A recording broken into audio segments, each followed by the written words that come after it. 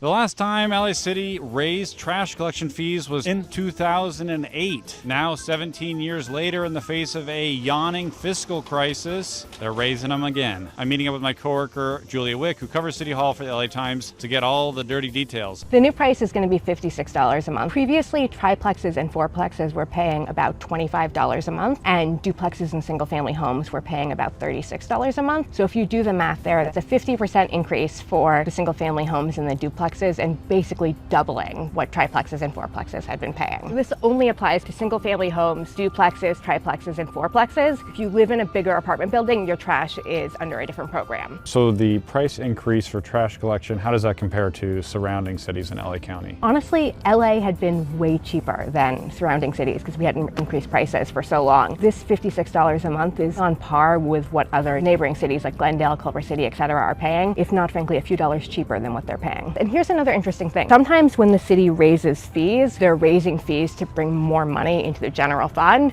as opposed just to cover costs. But the city of LA, in all these years without raising prices, we've been wildly subsidizing trash collection. So what you're paying every month for your trash collection is way, way less than what it costs the city, to the point where if these fee hikes weren't passed, it was gonna cost the city an extra $200 million just in subsidizing trash collection this year. It's one of those things where politically, no one ever likes to raise fees unless you're in a real fiscal crisis like we're in right now. It's never a popular thing to do. The city faced a massive fiscal crisis earlier this year. When it was time for the mayor to do her budget in the spring, there was a $1 billion hole that they had to figure out. It's due to a number of different factors. We've had ballooning legal settlements, also big raises for city workers, and tax revenues came in weaker than expected. All of these things added up to just put the city in a really brutal financial position. The city's still in a really rough place, and we don't yet know how bleak it's going to be next year until we get to the next set of reports, but it's a pretty harrowing place to be for the city. To read the story, go to latimes.com and honestly just subscribe while you're there.